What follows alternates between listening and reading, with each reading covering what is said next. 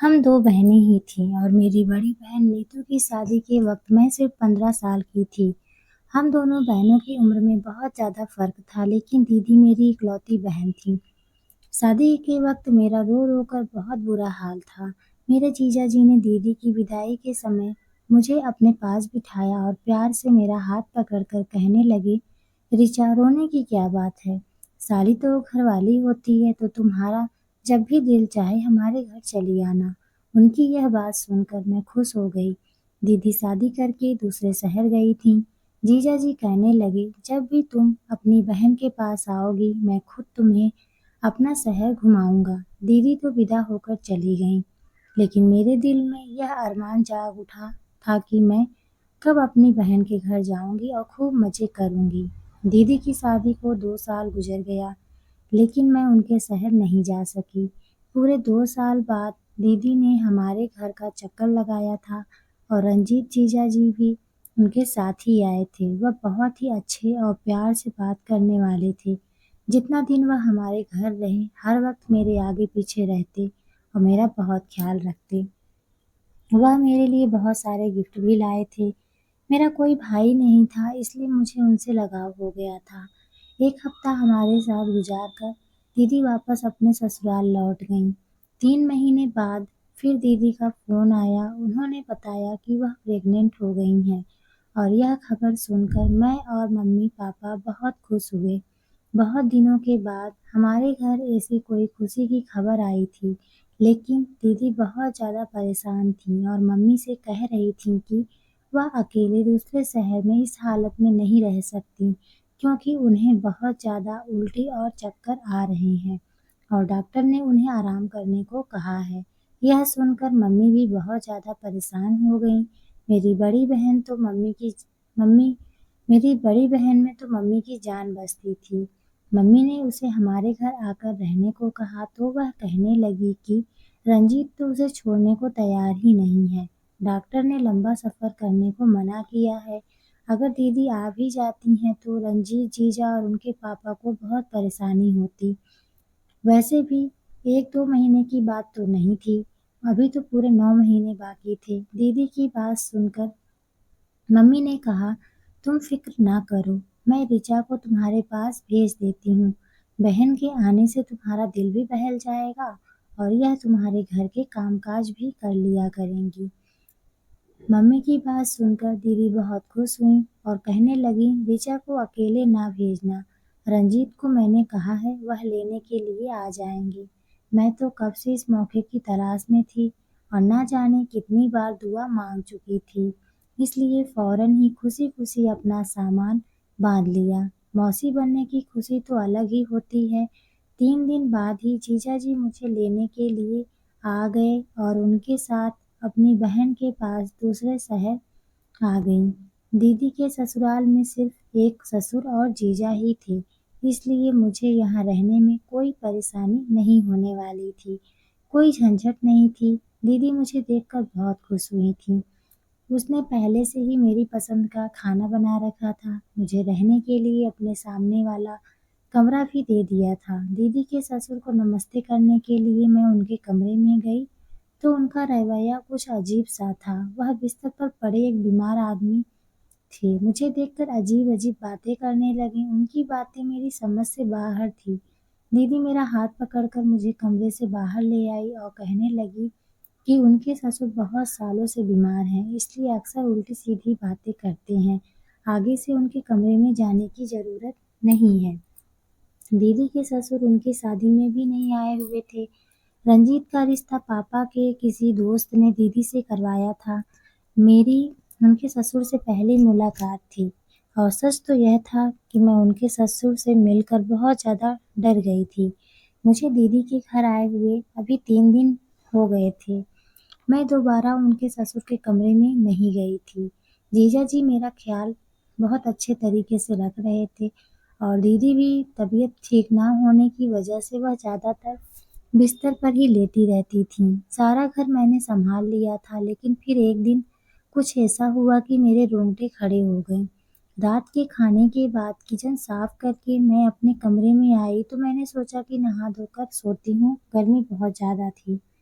और मैं पसीना-पसीना हो गई थी।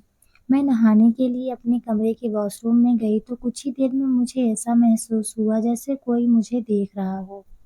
पहले तो मुझे लगा कि मेरी बहन होगी, लेकिन अचानक ही मेरी नज़र रोशनदान पर पड़ी तो मेरे होश उड़ गए। वहाँ कोई साया सा मुझे नज़र आया था और मुझे यकीन हो गया था कि कोई छुपकर मुझे देख रहा था। इस बात ने मेरे होश उड़ा दिए। मैंने जल्दी से अपने कपड़े पहने और भागती हुई कमरे से बाहर निकली। दीदी के कमरे में पहुंची तो वहाँ दीदी और जीजा जी आराम से एक साथ लेटे थे। मैं अपनी जल्दबाजी में कमरे का दरवाजा भी लगाना भूल गई थी और अब उन दोनों को एक साथ देखकर मुझे शर्मिंदगी का एहसास हो रहा था।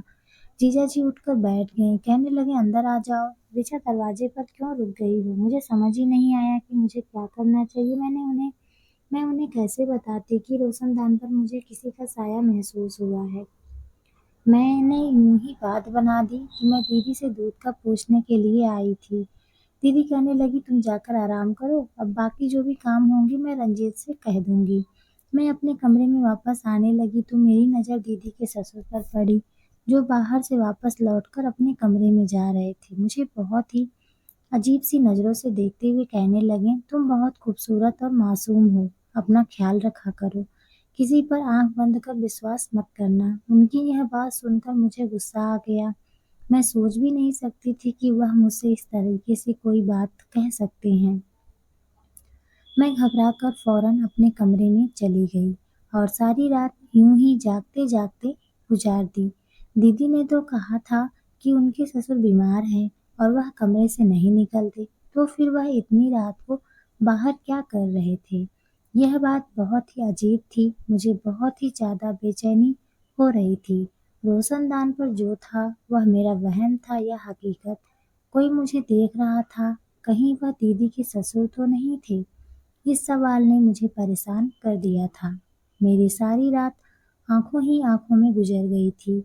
अगले दिन सुबह जीजा जी ऑफिस जाते हुए कहने लगे ऋचा मैं शाम को जल्दी आ जाऊंगा और तुम्हें शॉपिंग के लिए बाजार ले जाऊंगा। तुम शाम को तैयार रहना। यह कहते कहते अचानक ही करीब आकर उन्होंने मेरे गाल पर हाथ फेरा और ऑफिस के लिए निकल गए। उनके इस अंदाज पर मैं चौंक गई। दीदी भी पीछे ही खड़ी थी। कहने लगी रंजीत तुमसे बहुत प्यार करते हैं, तुम भी उनका ख्याल रखने की कोशिश किया करो, क्योंकि आजकल मैं उनका ख्याल नहीं रख पा रही हूँ। वह बहुत ज़्यादा थक जाते हैं। दीदी की बात सुनकर मैंने कहा आप फिक्र ना करें, मैं रंजीत जीजू का ख्याल रखूंगी। शाम को मैं अच्छी तरह तैयार हो गई तो रंजीत मुझे शॉपिंग के लिए ले गए। उन्होंने दीदी से कहीं ज़्यादा मेरे लिए शॉपिंग कर ली थी। मेरी यह खुशी बस कुछ ही दिनों की मेहमान थी। उस रात अचानक लाइट चली गई, तभी किसी ने मुझे जोर से धक्का दिया। मैं बहुत डर गई। मुझे इस धक्के की उम्मीद नहीं थी। वह एकदम ही पीछे हटा और तो मैं भागकर कमरे से निकल गई। मुझे अभी तक कुछ दिखाई ही नहीं दे रहा था। अंधेरा बहुत ज्यादा था, लेकिन मैं दीवार के सहारे दीदी के कमरे में पहुंची। वहां जाकर मैंने दीदी को आवाज दी तो वह कहने लगी रिचा तुम परेशान ना हो, रंजीत अभी अभी लाइट देखने के लिए गए हैं। अक्सर हमारे घर की लाइट कट जाती है, रंजीत जल्दी ठीक कर देंगे। दीदी ने अपने मोबाइल फोन की टॉर्च जला दी थी। मेरे पास तो मोबाइल भी नहीं था। मैं दीदी के पास ही बैठकर रोने लगी। थोड़ी देर बाद लाइट आ गई। वह कहने लगी तुम भी बहुत पागल हो, जरा से अंधेरे से घबरा गई हो, मेरा ख्याल कैसे रखोगी? दीदी की बात सुनकर मैंने कहा ऐसी बात नहीं है, मेरे कमरे में कोई मौजूद था इसलिए मैं डर गई थी। मेरी बात सुनकर वह जोर से हंसने लगी। रंजीत मेरे साथ मेरे कमरे में थे और मेरे ससुर तो अपने कमरे से निकलते ही नहीं। अंधेरे की वजह से तुम डर गई हो और कोई बात नहीं है। मुझे समझ ही नहीं आया कि दीदी को किस तरह से यकीन दिलाऊं। दीदी जीजा तो दीदी के साथ थे, तो फिर मेरे साथ कमरे में कौन था? पहले रोशनदान पर पड़ने वाला साया और अब कमरे में किसी की मौजूदगी का एहसास। इस सब से मैं बहुत डर गई थी। मेरे दिमाग में रह रहकर दीदी के ससुर का ख्याल आ रहा था।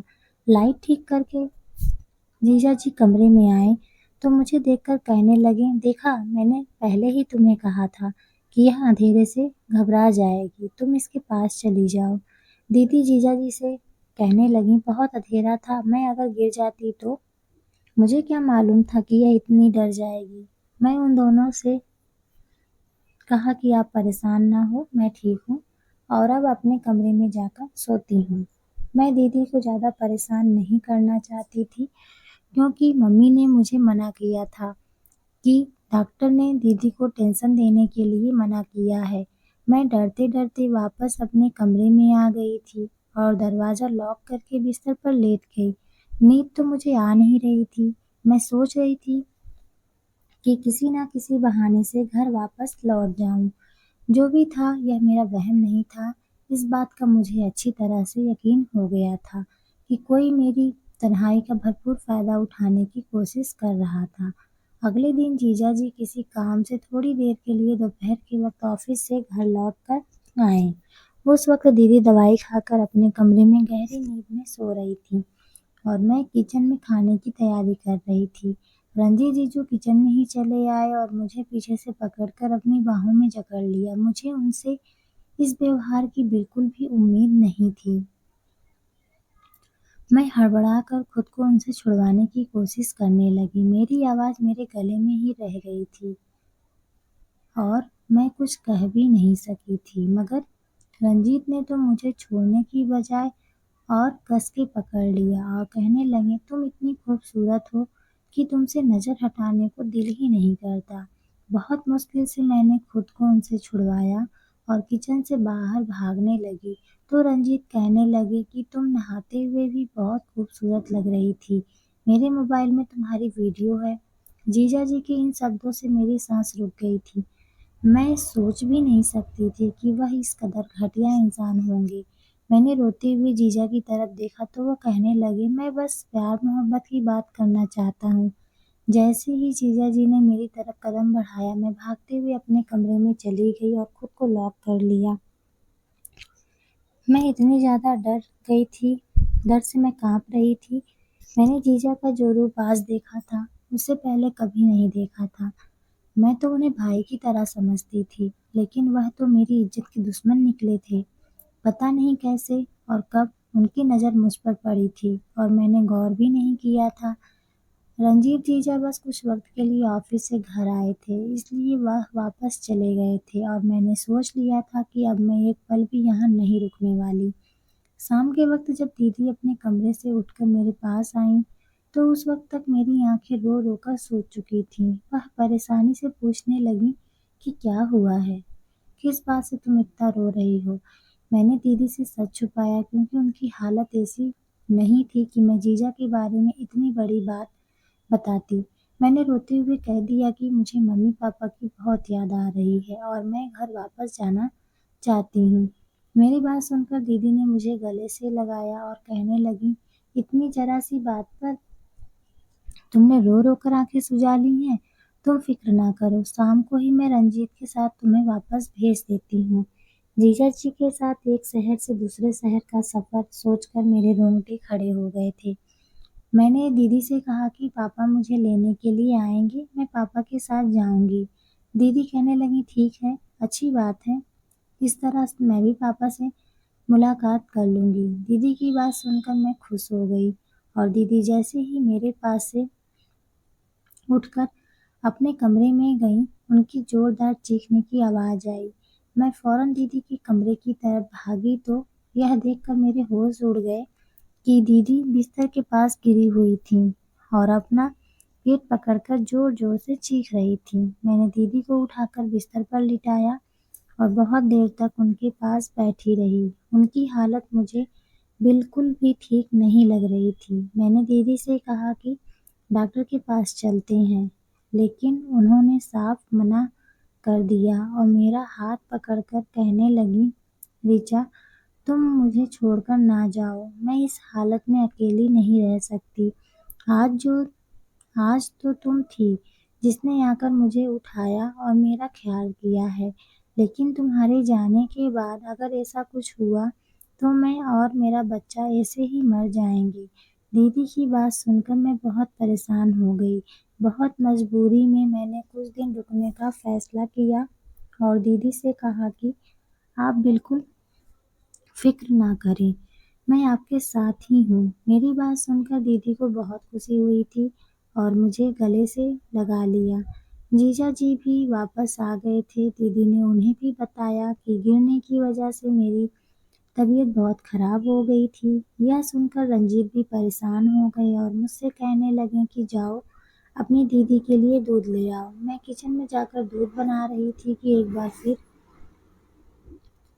रंजीत किचन में आ गए और मेरे साथ जबरदस्ती करने लगे। मैंने रंजीत को धक्का दिया और गुस्से में कहा कि आपको शर्म नहीं आती? आपकी पत्नी की हालत इतनी खराब है और आप अपनी साली के साथ ऐसी हरकतें कर रहे हैं। जीजा जी को मेरी बात का कोई असर न हुआ और वह मेरे साथ जोर जबरदस्ती करने लगे। मैं जोर जोर से चीखने लगी थी। मेरी आवाज़ पर दीदी आ गई। मैं इस कदर घबराई हुई थी कि दीदी की तबीयत का सोचे बिना ही मैंने उन्हें जीजा जी का सारा सच बता दिया। दीदी ने एक नज़र मुझ पर डाली और दूसरी जीजा जी पर और उससे कहने लगी कि तुम कैसे मर्द हो, एक 15 साल की लड़की को भी काबू नहीं कर पा रहे हो। इसने पिछले एक हफ्ते से ही तुम्हें अकेले नचाया हुआ है और तुम अभी तक कुछ नहीं कर पाए। दीदी की बात सुनकर मेरे कदमों तले जमीन निकल गई। मैंने हैरानी से दीदी से पूछा कि यह आप क्या कह रही हैं। दीदी के चेहरे पर एक अजीब सी मुस्कुराहट आई और वह मेरा हाथ पकड़कर मुझे अपने साथ अपने कमरे में ले गई। मैं हैरत से दीदी को देख ही रही थी। दीदी ने मुझे अपने पास बैठाया और मेरे बालों में हाथ फेर कर कहने लगी, देखो ऋचा, मेरी बात गौर से सुनो। मैं रंजीत का सारा सच जानती हूँ, लेकिन जो कुछ रंजीत तुमसे चाहता है वह तुम्हें करना ही होगा।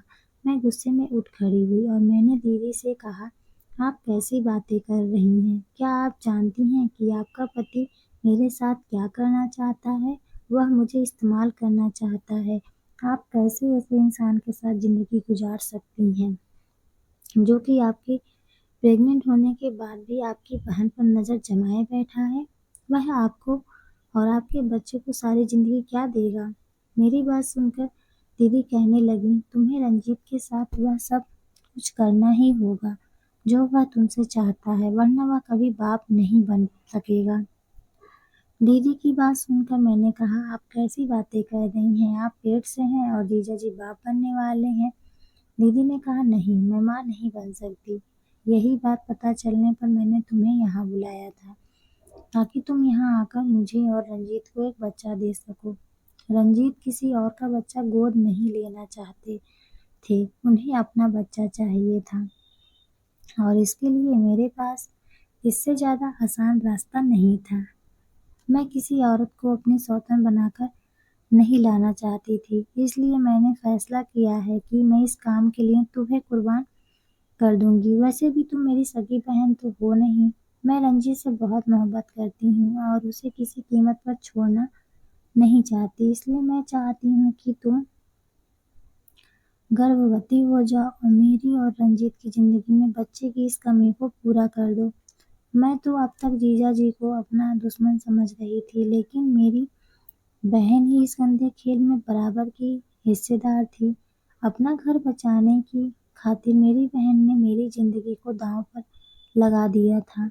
मैंने अपनी बहन के आगे हाथ जोड़ लिए और उससे कहा कि मुझे घर वापस भेज दें, लेकिन मेरी बहन ने मेरी एक ना मानी और रात के अंधेरे में मुझे अपने पति के कमरे में भेज दिया।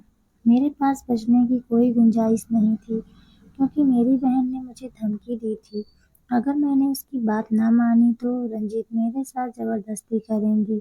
उसका इल्ज़ाम भी मेरे किसी झूठे आशिक के नाम पर डाल देंगे और मैं सारी ज़िंदगी अपने मम्मी-पापा को अपने चरित्र की सफाई नहीं दे सकूंगी। मैंने सोचा भी नहीं था कि कभी मेरी बहन मेरे साथ ऐसा व्यवहार करेगी। मैं जानती थी कि मेरी बहन मेरी सगी बहन नहीं है, लेकिन हमेशा मैंने उसे सगी बहन ही समझा था। कभी यह फ़र्क हम दोनों के बीच आएगा, यह मेरे ख्याल में नहीं था।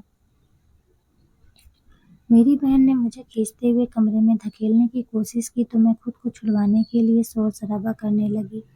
मेरी बहन के ससुर कमरे से निकल आए। उन्होंने फौरन ही बीच में आकर मुझे मेरी बहन से छुड़वाया और मेरी बहन को अपने बेटे को धमकी दी कि अगर उन दोनों ने मेरे साथ कोई ज़बरदस्ती करने की कोशिश की तो वह पुलिस को फ़ोन कर देंगे। जीजाजी गुस्से में अपने पापा के साथ बदतमीजी करने लगे, लेकिन उनके पापा किसी भी हाल में मुझे अकेला छोड़कर पीछे ना हटे और मेरी खातिर अपने बेटे से झगड़ा करके मुझे अपने कमरे में ले आए। कहने लगे, बेटा, मुझे पहले दिन से ही शक था, इन दोनों की नीयत गलत है। अगर मैं तुम्हारी बहन के खिलाफ कुछ कहता तो शायद तुम कभी यकीन ना करती। अब जबकि तुम जान चुकी हो कि यह दोनों इंसान नहीं बल्कि दरिंदे बन चुके हैं, तो शायद मुझसे अपने बेटे की परवरिश में कोई कमी रह गई है, जिसकी वजह से आज यह दिन देखना पड़ रहा है। मैंने रंजीत के पापा से फ़ोन से ही अपने घर पर फ़ोन मिलाया और अपने पापा को सारी हकीकत बता दी। अगली सुबह मेरे पापा मुझे लेने के लिए आ गए। उन्होंने मेरी बात पर दीदी से हमेशा के लिए सारे रिश्ते ख़त्म कर दिए। पापा को इस बात पर बहुत अफ़सोस हो रहा था कि शायद उनकी परवरिश में ही कोई कमी रह गई थी, जबकि उन्होंने तो कभी सौतेली बेटी और अपनी बेटी में कोई फ़र्क ही नहीं किया था। इसलिए बेटी ने उनके प्यार का यह सिला दिया है और मैं सोच रही थी कि मेरी कौन सी अच्छाई मेरे काम आ गई, जो रंजीत जैसे शैतान के पापा मेरी आवाज़ सुनकर मुझे बचाने आ गए। इस बात को कई साल गुजर गए हैं। हमारी दीदी के साथ हमारा कोई रिश्ता ना रहा, लेकिन एक बात मुझे अच्छी तरह समझ में आ गई कि मेरी माँ ने मुझे दीदी के घर रहने के लिए भेजकर बहुत बड़ी गलती कर दी थी और मैंने एक गैर मर्द पर भरोसा कर बहुत बड़ी भूल की थी। मेरी बहन ने जो कुछ मेरे साथ किया वह बर्दाश्त से बाहर था, लेकिन आज की दुनिया में यही सब कुछ हो रहा है। इसलिए हर कोई अपनी इज्जत को बचा कर रखें, किसी पर अंधविश्वास ना करें, क्योंकि कुछ रिश्ते ऐसे होते हैं जो अपने मतलब के लिए कुछ भी कर सकते हैं। उनको किसी से कोई मतलब नहीं होता, बस अपना मतलब निकालना होता है। तो दोस्तों, आपको यह कहानी कैसी लगी कमेंट करके ज़रूर बताएं और प्लीज़ मुझे सपोर्ट करें, मेरी कहानी को ज़्यादा से ज़्यादा शेयर और लाइक करें और अगर आप मेरे चैनल पर नए हैं तो इसे सब्सक्राइब करके बेल आइकन को ज़रूर दबा दें। Thank you.